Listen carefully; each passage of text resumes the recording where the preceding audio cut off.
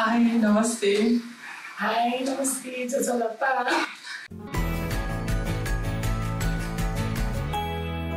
Alright, so how are you feeling today? I'm excited. Me too, I'm feeling good, excited, nervous. What is your plan for today? Just go get a heavy lunch. So तपाईहरुलाई थाहा छ आजको एपिसोडमा के भइरहेछ? Yeah. Alright. So in today's episode, we want to talk about the experiences of the LGBTQ+ community on the internet. But first, before we start, I just want to ask, what is pride for you and why is it important? As a transgender woman,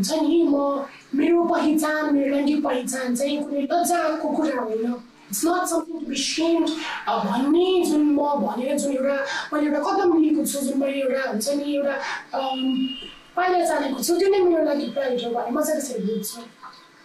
think we're like very similar to what she said. Like humans, we come in different forms, shapes, sizes, colors, and so we're shamed different aspects of it. So this much, we're looking at our vulnerabilities and our flaws and saying that we're not ashamed of it. And I think that's the pride in it. It's a very common question, so I just wanted to ask, is there a right way to ask the LGBTQ+ community about their sexuality? I think the first question would be like, why do you need to ask, right? There's always this assumption, or your community or certain community, some association or some without even knowing about the person. So I think again, it's very natural because we've been brought up in that society where we have that assumption, and especially within the LGBTQI+ community, there are certain characteristics which have been associated with it. So there is a curiosity bias, and you just want to ask. So you don't need to ask someone, and then if the person is comfortable enough, then the person will tell you. I think for me it would be better if the question, so you're asking it in a very respectable manner and it comes from a place of respect. And then there's always a safe space, right? So you will not be asking a question for a public space, so maybe in a private space. In a private space, the other person can just walk away if they feel uncomfortable. So I think there are certain cues that you can take to make the other person comfortable and also ask the question. You have to ask yourself, why do you want to know? Right,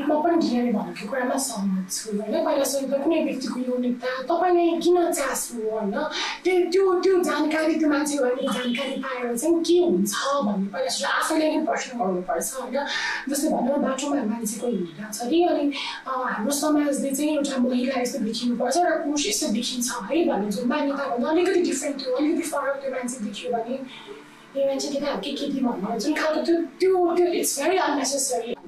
I mean, you do mention a sauce muscles and something to mention so in the top end of the you mean a quite no more African more after like Paradygm trans woman body. Don't cool media of Bandaco, some magic sons of Bandaco. So, don't more could even know how I'm going. It was a Namaskar and I'm sure Kapali was a transgender one day out. Okay, they were sort of from the victims who, while I mean, you never know why on the time like so the पनि अब अवस्था हेरेर त्यसको जरुरत हेरेर अनि सम्मान जनक ढंगले सोध्यो भने चाहिँ त्यसरी चाहिँ सोध्न सकिन्छ जस्तो मलाई लाग्छ. Just adding to her point, because your attraction, sexuality, gender, I mean, these are two different things. So when we talk about gender, it might be seen, but sexuality is very inherent. You don't know who you are attracted towards. So, I feel like in terms of gender, there are some visual cues. Curiosity, but just in terms of your sexuality or your orientation, it's such a private and personal thing. Like, why would anyone want to know who do I go to bed with at night or, at any other moment of time? What is the most annoying thing that the cisgender community have asked you? Sure, I think annoying, but I think the questions are, sometimes it comes from a place of ignorance. Ignorance, where they're so curious, they don't know certain and especially सोधिहालौँ न भनेर त्यो factor सोधिहाल्छ अनि you're just very uncomfortable with the position. Like, okay, for me, I think it would be like, who's the, like, like how does it work in terms of like your sexual life. And when we talk about like relationship or sex, we think about like a penis entering a vagina. I mean, sex is so much more than that, right? Physical intimacy is so much more than that. And then again, when we talk about love and relationship, it's so much more than just physical intimacy, Nita. So when people boil it down to just like a penis and a vagina, and then like ask you certain questions, and I think those are some of the questions that I feel a bit uncomfortable answering, and I'm like wondering, why would you ask that? I mean, you can just Google them, right?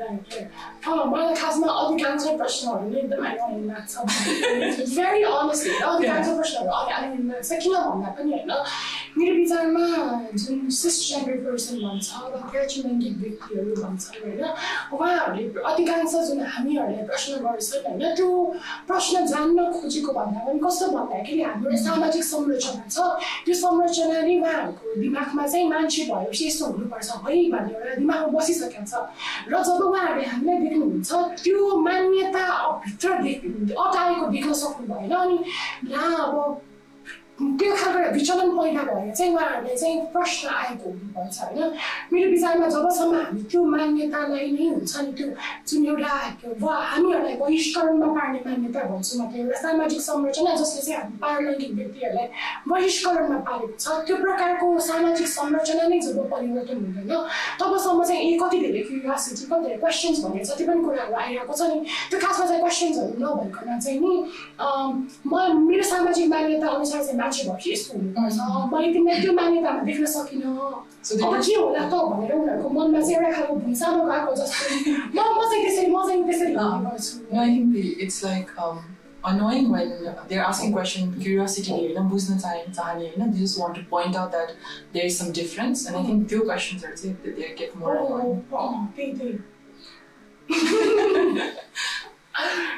How has the internet influenced your life?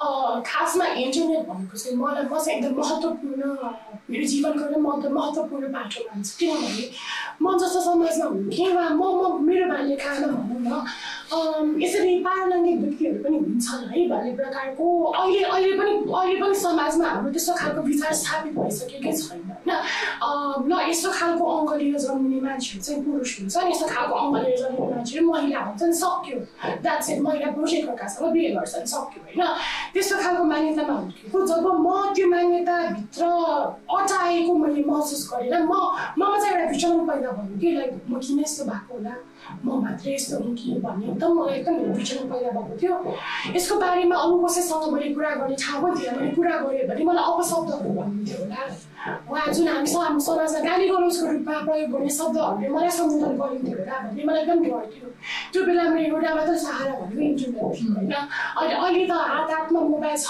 Android छ होइन laptop छ घरमा wifi छ होइन सजिलै छ म सानो हुँदाखेरि चाहिँ कस्तो थियो भन्दा कम्प्युटर साउहरूको मात्रै हुन्थ्यो मलाई कम्प्युटर साउ बिग्रन्छ त दै भन्ने त्यस्तो खालको मलाई त्यस्तो खालको सोच थियो होइन अनि इन्टरनेट चलाउने साइबरमा गएर म कतिवटा साइबरमा गएँ मोस्टली चाहिँ त्यो मङ्गल बजारमा भाइडिगा भन्ने पछाडि साइबर थियो के भन्दा अनि त्यो साइबरमा चाहिँ जहिले एक ग्राउन्ड कम्प्युटर थियो नि एउटा कम्प्युटर चाहिँ अलिकति साइडमा कुन्नामा थियो होइन त्यहाँ चाहिँ कोही मान्छे बस्नु बित्तिकै के हेरेर छ भने देख्नु नमिल्ने त्यो कम्प्युटरमा कुनै पाउला छ भने म पुरा उड्दै बस्थेँ कि अनि त्यहाँबाट चाहिँ हुन्छ नि मैले LGBTI भने यस्तो पो रहेछ होइन मान्छेको जेन्डरमा कति विविधतापूर्ण हुँदो रहेछ भन्ने कुरा चाहिँ मैले त्यहाँबाट जानकारी पाएपछि एउटा त मैले जानकारी पाएँ जुन चाहिँ मैले समाजबाट हाम्रो शिक्षा प्रणालीबाट वा अरू कतैबाट पाउन सकेको थिएन त्यो अवस्थामा अर्को कुरा चाहिँ मैले आफू जस्तो मान्छेहरू भेट्न पाएँ होइन एउटा चाहिँ इन्टरनेटले एनोनिमिटी पनि दियो कि मैले आफ्नो रियल पहिचान राखेर चाहिँ इन्टरनेटमा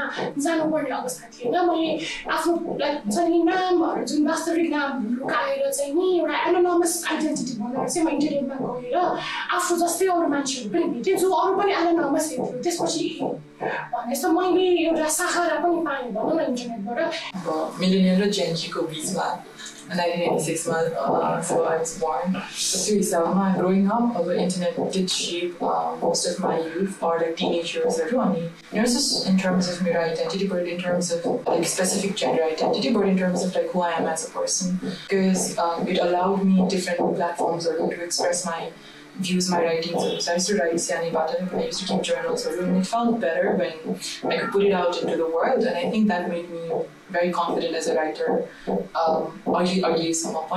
Just in terms of the diversity that you could see in the internet, I think biasness so I think internet helps you to understand that there are different opinions or different approaches to life. I think that shapes your thought as well. There's good and the bad with the internet, but I think it has shaped all of us. Most of us, let's say, most of us who have access to internet.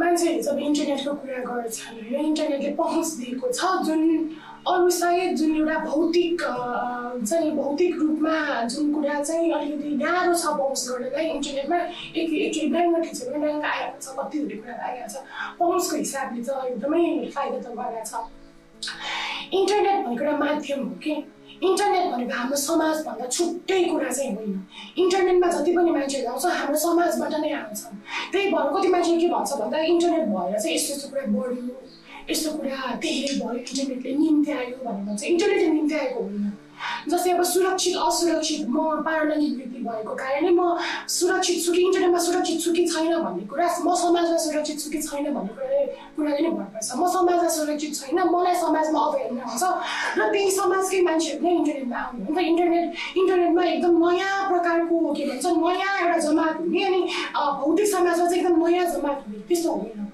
जुन चाहिँ हाम्रो समाज छ समाजकै मान्छेहरू त्यहाँ आउने एउटा माध्यम मात्रै फरक हो नि त अब बाटोमा हिँड्दैछ बाटोमा जिस्काउने अब फेसबुकमा देख्यो फेसबुकमा कमेन्ट लेखेर जिस्काउने माध्यम फरक हो तर जिस्काउनु त त्यो मान्छेहरू त त्यही नै हुनु नि त होइन त्यही भएर चाहिँ मेरो विचारमा चाहिँ इन्टरनेट चाहिँ एउटा माध्यम हो यसले चाहिँ बढाउने घटाउने भन्दा पनि हाम्रो समाजको यथार्थ रूप नै देखाएको हो हाम्रो समाज विभेदकारी छ हाम्रो समाजले हामीलाई अवहेलना गर्दछ भने त्यो एउटा इन्टरनेटको माध्यमबाट त्यो प्रस्तुत मात्र भएको हो त्यो हाम्रो जुन भौतिक जुन एभ्रिडे लाइफ भन्दा चाहिँ कुनै पनि फरक छ जस्तो चाहिँ म ठान्दिनँ And I think very similar to what Ruksana said, and this might add it gives you both power and responsibility in terms of कसरी act गर्ने अनि धेरै केसहरुमा चाहिँ जुन रुक्सानले भने जस्तै समाजमा कति धेरै त्यो different fractions of ideas and opinions हरु छ so one might not be very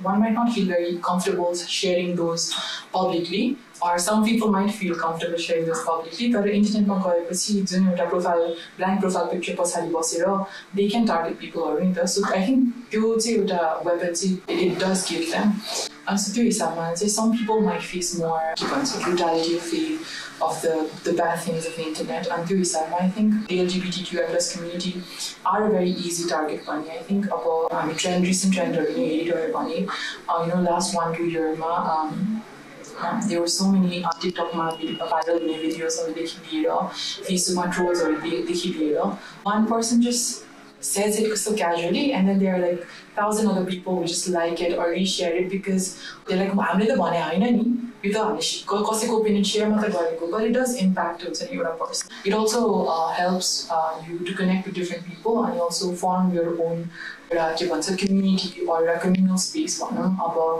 especially not everyone has the privilege to come out or have queer friends or meet up and just have those conversations. So त्यो हिसाबमा चाहिँ इन्टरनेटको niche corners or just like Facebook Messenger group or Instagram you find that space and you have that conversation and I think especially during the pandemic time where all of us were in our house त्यो हिसाबमा there were so many cases where mental health of queer people were more affected because they might not feel safe in their house space and जुन एउटा space छ त्यो पनि अब you can't physically go elsewhere and त्यसो घरमै बसिरहनु पर्यो त्यो हिसाबमा internet became a space where they were like to connect to other people more so yeah I think it's such a tricky way because it's good at the same time but it also has the potential to be bad.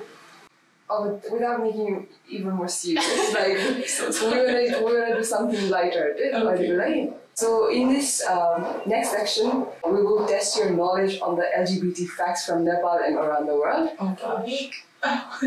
Wow! So we will ask you a few questions, and you have to answer them. It's a buzzer round, so you have to press the buzzer and answer the question. Okay. Simple. Can you lose, please? Okay. The first question is.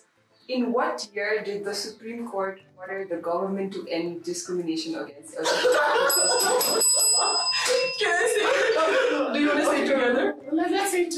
2007. Alright, Can we awesome. share that point? Yeah, sure. Okay. So one each, right? Who are the first couple to register same-sex marriage in Nepal? There's no one to say registered. I mean, is it a? I'm just like, is it a trick question? Yeah, sort of. Okay, because I think legally, say, like same-sex marriage or marriage equality is not recognized in Nepal. So there hasn't been legal certification or marriage certificate on China. Social wedding or say I think I don't I don't think there is anyone. Okay, so Monica, Shai, and Ramesh Nath Yogi. So it's a little tricky question. Do I still get the point? So I think nobody answers, so nobody gets the point. Alright, on to the next question. In what year was the original LGBT rainbow pride flag created?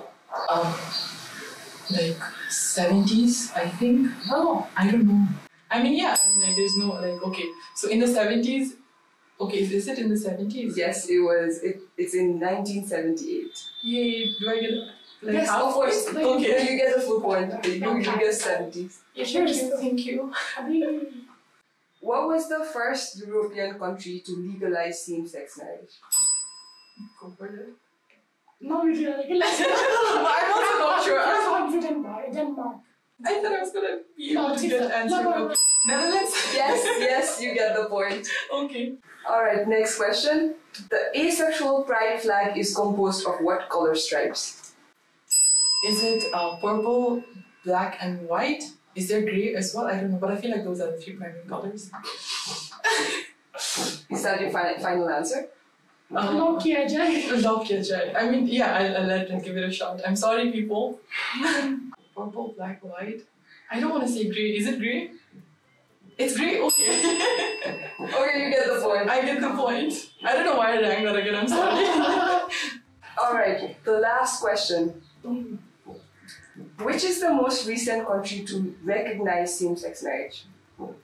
Nothing in Bangladesh.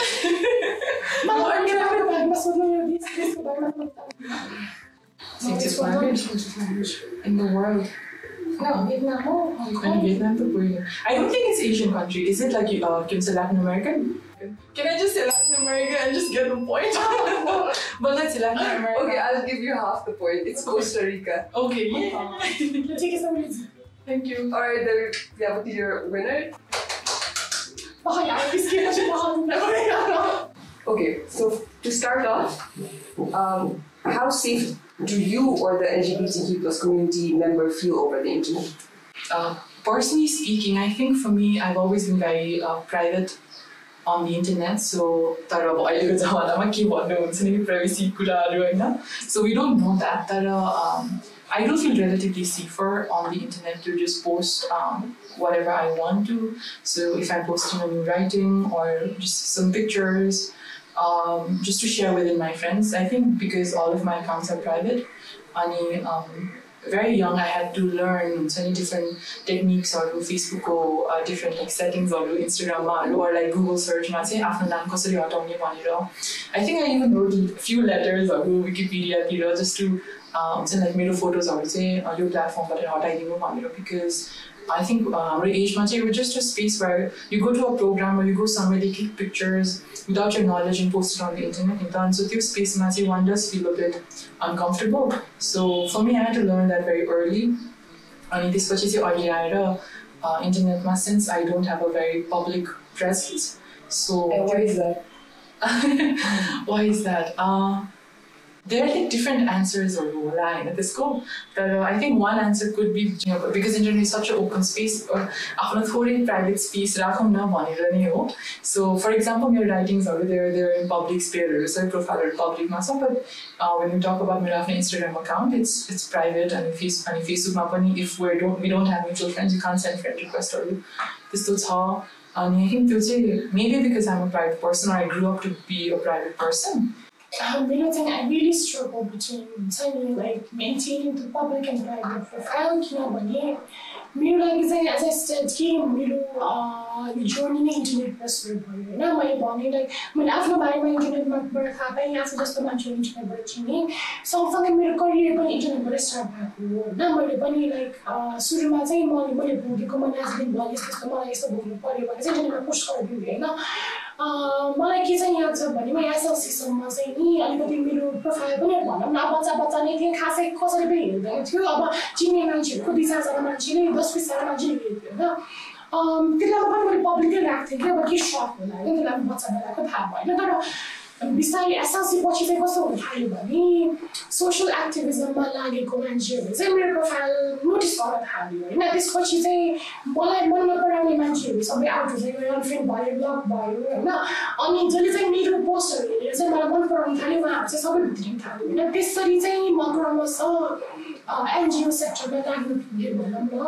अनि इन्टरनेटबाट नै मलाई मान्छेहरूले चाहिँ मेरो कामहरू देखेर चाहिँ मान्छेहरूले मलाई इन्भाइट गराएको छ जस्तै एकचोटि चाहिँ नि मलाई चाहिँ युकेमा फेलोसिपको लागि स्कलरसिप पराएको थियो होइन मलाई एमएससी इन्टरनेसनलले नोमिनेट गराएको थियो उहाँहरूले पनि मलाई इन्टरनेटमा देख्नु भएको मेरो काम मन पराउनु भयो भनेर भन्नुभयो होइन सो त्यसले चाहिँ मलाई एकदम धेरै फाइदा नै गर्यो लाइक एउटा हिसाबले फाइदा नै गरिरहेको थियो तर on the other darker side भनौँ न आई वाज completely like हुन्छ नि posting everything के अब खायो अब रेस्टुरेन्टमा गएर अब खाद्य फोटो पोस्ट नगरे चाहिँ म खाने म त्यस्तो खालको मान्छे चाहिँ नि थिएँ के लकडाउन भन्दा अगाडि लकडाउनमा चाहिँ अलिकति I got time for myself हुन्छ नि I got lot of time by my own त्यसपछि चाहिँ कहाँबाट लाइक मलाई चाहिँ एकदम कस्तो भएर फिल भएको कि लाइक म त इच एन्ड एभ्री इन्फर्मेसन हुन्छ नि म कतै जाँदैछु भने सेल्फी चाहिँ ट्राभलिङ टु भनेर राखिरहेको छु होइन अनि यस्तो सोच्दाखेरि त मैले I'm putting all of my information out there भने चाहिँ मैले आई टुक अ भेरी हुन्छ नि भेरी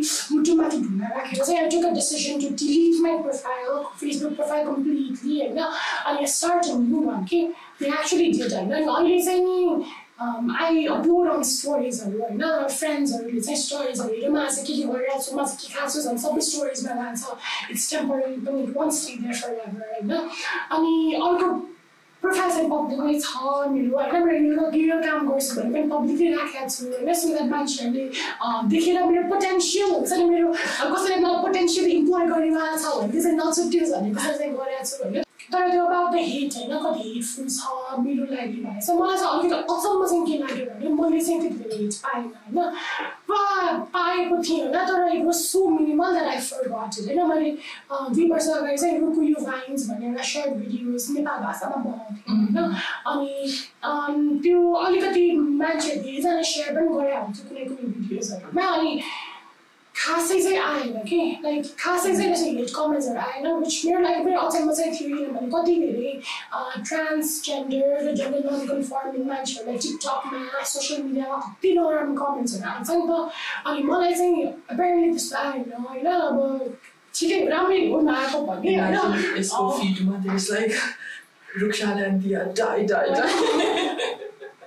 त्यस्तो आएन वाइट गिटा आए पनि भन्ने त बिर्सिने खालको याद हुन्छ नि यादमा चाहिँ रहन नसक्ने खालको हिसाबले चाहिँ आयो होला सो त्यही भएर मलाई चाहिँ नि अब त्यो कुरामा मेरो एउटा के भन्छ प्रिभिलेज छ भनेर भनौँ न I think it also depends on the person in terms of what do you do on the internet, how do you deal with certain comments yeah, so I think there are times when like YouTube salaries when I see some random comments that are not towards me but some comments that I feel like are not very sensitive so I don't, it's so tricky, okay? Just in terms of like, personally I've also not had any hate comments thankfully, but there's always that fear that some people just might say something about something.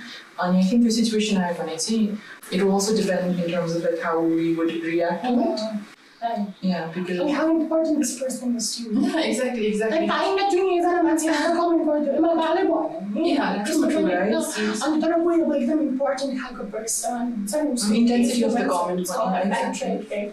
Then threatening how action. You just take those measures of if a very public figure says something very transphobic or very homophobic, then you don't make a stand and you be like these or you would make that comment public or reach out to them in a private sphere if they want to talk about it. Or at times, I think and there's so much burden, and especially early generation. I think as women and girls, I fear for our young girls because we're trying to build a gender equal society, and especially early girls are like, there's so much pressure, right? You have to grow up and be a certain way, and you don't have to be affiliated with certain feminine things or rules. But what if, like, I imagine, what if a girl wants to grow up to be a nurse, right? And then, or a teacher, and it's such the gendered, so people are, so there might be some pressure, like there's this pressure to her to be like, no, I know, I feel like there's so much pressure towards women, especially internet and for women of different experiences, for example trans women or women within the LGBT community to always be reactive and reaction and I think the hate comments are especially where you have to exactly, so it's like and then there are days where like you just want to just shut off everything and you just want to have your day, and I think people shouldn't be. And at times, the specific community circle friends or they text you like, hey, like, I thought you would say something or do something, right? And I'm like, and you could have easily done that, and it's not just my part and error.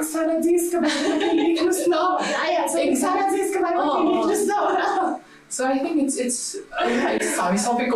just because like we talk about animal rights, we don't become animals, right? So just because we talk about queer rights does not mean that you're queer. You're just a good human. So you haven't personally received any hate comments as such, but have your peers or friends like received such comments that you remember that was extremely insensitive or demeaning? I think there were peers or friends of mine who comments or but then not necessarily because of their gender identity or sexual orientation, but just because I think internet is such a weird space sometimes.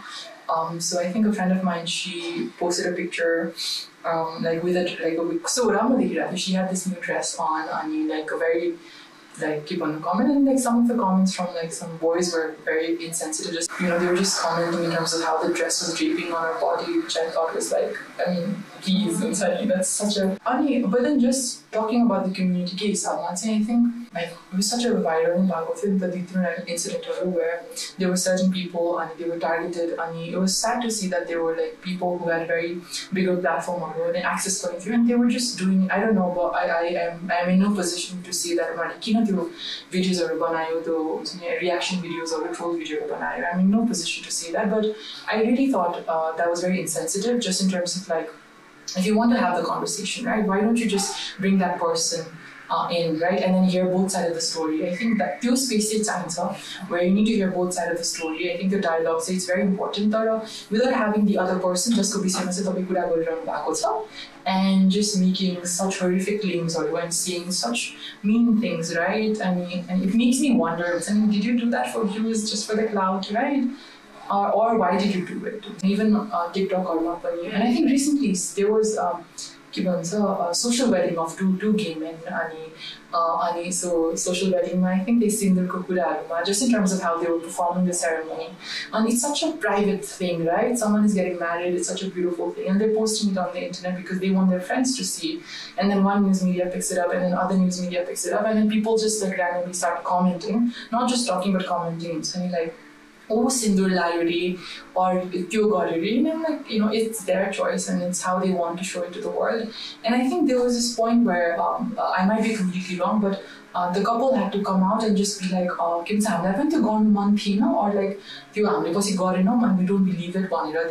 They actually made a comment. And I thought that was so unnecessary for them to, it was such a demand, the space, they had to now be forced to come out and make a stand about their private matter. I mean, so again, it's like it's in private, personal or like public because post everybody has the equal access to make comments. But that was something that I remember and which I thought was like very off-putting. मान्छेको जीवन त कस्तो कस्तो नै हुन्छ नि हैन अब त लाइक हुन्छ नि अब मान्छेको सम्बन्धहरुलाई पनि युट्युबमा ल्याएर गर्ने होइन अब हुन त एउटा मिडियाले त जुन दबिरहेको आवाज लुकिरहेको आवाजलाई अगाडि ल्याउन मद्दत गर्छ जुन सकारात्मकै हो जुन हुनुपर्छ मिडियाको पहुँच होइन सञ्चार माध्यमको पहुँच धेरैमा हुनुभएको सकारात्मक कुरा हो तर त्यसलाई त्यो माध्यमलाई चाहिँ अहिले चाहिँ एकदम नकारात्मक रूपमा प्रयोग भएर चाहिँ मान्छेहरूको व्यक्तिगत जिन्दगीलाई नै माने गएर चाहिँ हुन्छ नि मेरो विचारमा त कतिपय यो जुन अन्तर्वार्ता भनिन्छ नि त्यो एकदमै अनैतिक ढङ्गले गरिरहेको हुन्छ होइन अब जस्तै भनौँ यो गे कपल्सहरूमा कति धेरै उहाँहरूले सोसियल मिडिया गर्नुभएको छ ठिकै छ स्ट्रेट कपलहरू पनि त्यस्तै नै गर्छ सोसियल मिडियामा स्ट्रेट कपलहरू पनि आफ्नो फोटोहरू त बिहे भएको 1-2 महिनासम्म पनि हालेछ स्ट्रेट कपलहरू गर्छ स्ट्रेट कपलहरूले पनि तर लाइक अब जुन अब हुन्छ नि एलजीबीटी कपल्सहरू छ भने अब इन्टरभ्यू दिन जान्छ सधैँ पनि अब तपाईँहरू कसरी यौन सम्पर्क गर्छ अरे तपाईँहरू कसरी हुन्छ अरे चाहिने कुराहरू र भने लाइक त्यो इन्फर्मेसन लिएर तपाईँले गर्नु चाहिँ के हुन्छ कि like what is the use of that information for you होइन त्यस्तो कुराहरू पनि हो है मलाई चाहिँ नि त्यही भएर चाहिँ मलाई एकदमै डर लाग्छ कि किनभने मलाई पनि कहिलेकाहीँ चाहिँ होइन लाइक फोन आइरहेको हुन्छ अनि म चाहिँ सोचिहाल्छु लाइक को मान्छेहरू होइन अनि किन मलाई बोलाइरहेको छ अनि त्यो म चाहिँ उहाँहरूको पहिला योभन्दा अगाडि लिएको इन्टरभ्युजहरू पनि पहिला चेक गर्छु अनि त्यसपछि मात्रै हो कि नभए त like Yeah, I mean, it's just one episode for the person, you know, like for the media, or one comment for a random person. But for the other person that they're receiving, and it's their entire life, you know. I mean, it doesn't end with one episode, or it doesn't end with one comment. You go back home, you live in that same society, and those things, they couple up. And your gender identity or your sexual orientation, it just becomes this massive thing, and your entire identity just boiled down to that one thing. A person could be, you know, known by the profession, could be known by, you know, like their family acquaintance, or there's so many different ways to know a person, right? But it just, now they're just this person, so they're this like gay couple, or like the viral jodi, or their whole life revolves around that. I mean, I think that's, as you said, very scary. Now you do an interview and that tag is there for the rest of your life, and how do you cover your emotional scars of it? So I think that's very scary. So why do you think are people hateful over the internet?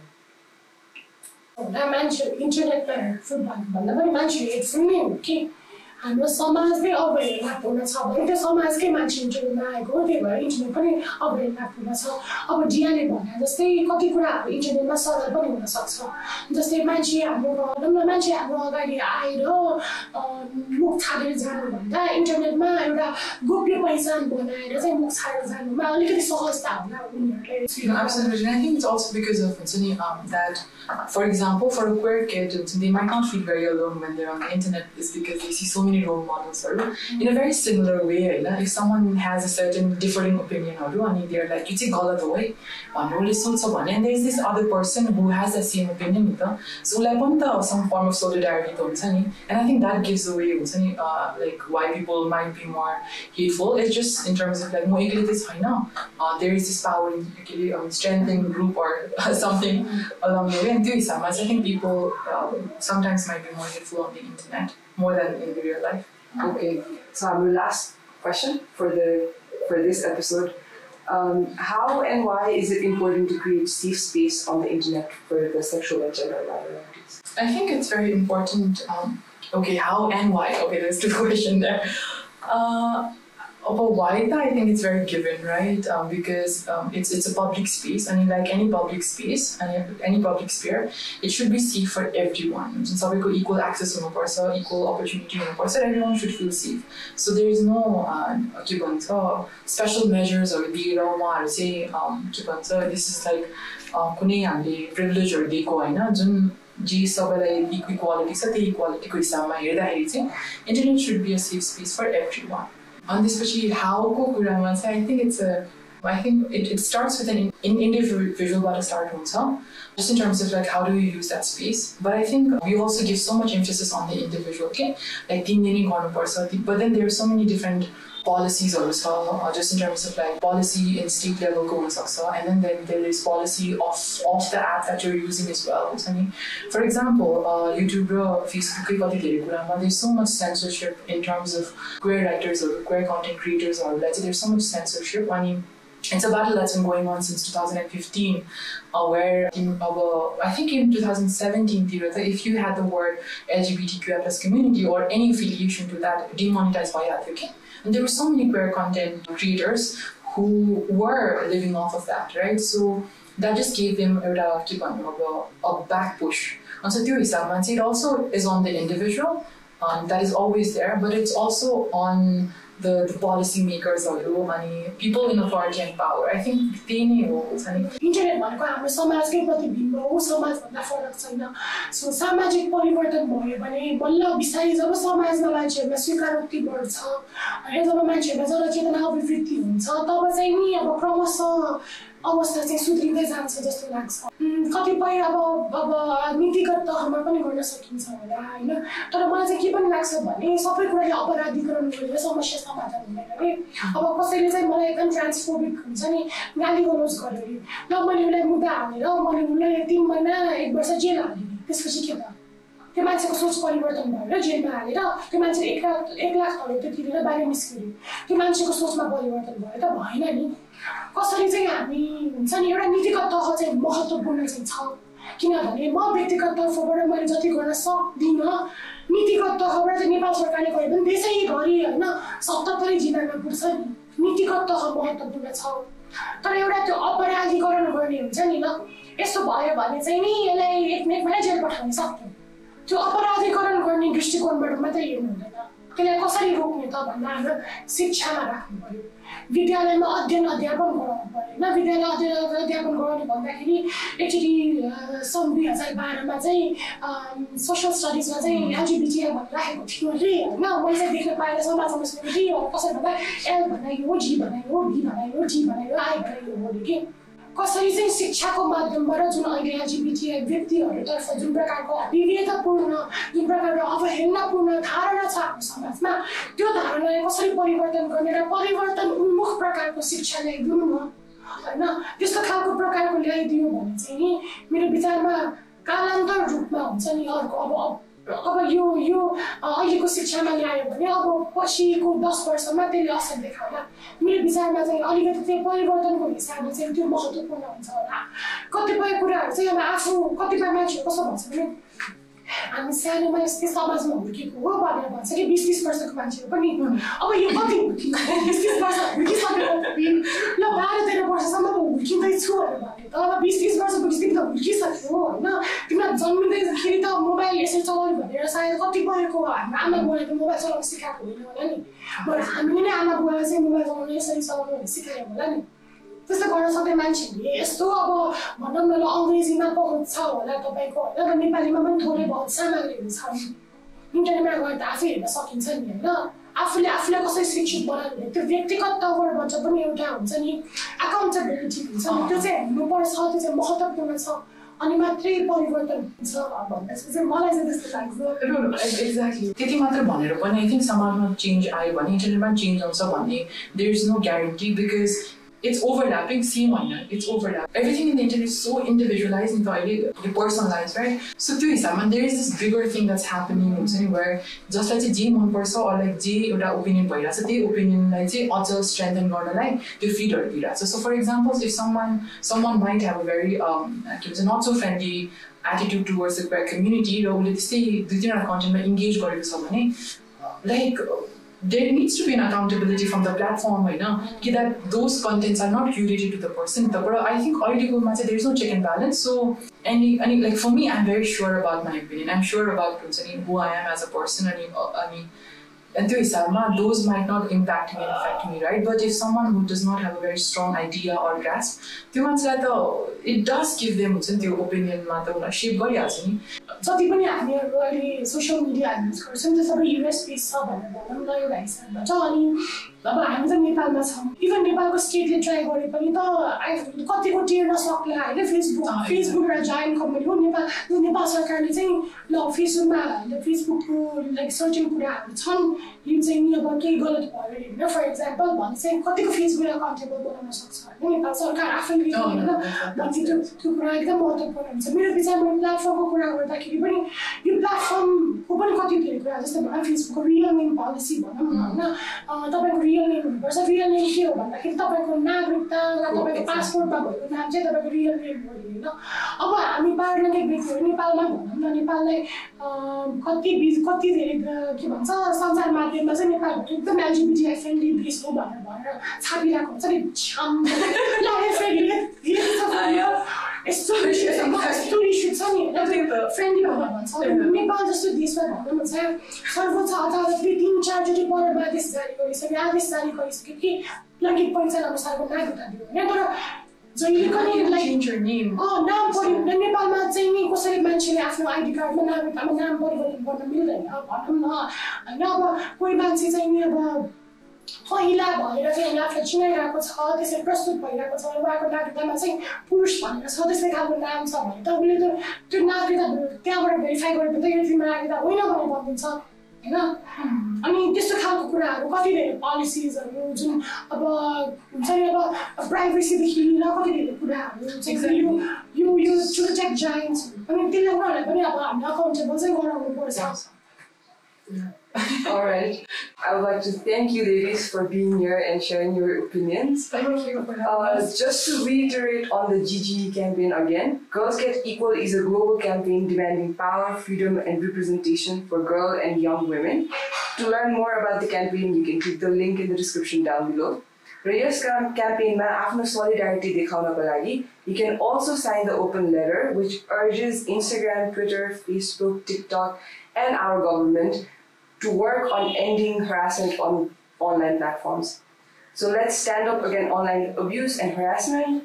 And again, I would like to thank you so much for gracing our show. As part of our tradition, our partners have sent you some campaign merchandise and I would like to give it to you. Please. Okay, thank you so much for gracing our show. As part of our tradition, our partners have sent you some campaign merchandise. Thank you. This is from ChildSafeNet and Plan International. Wow, I got t-shirt from the Girls Get Equal campaign t-shirt. Also, cool days on the table.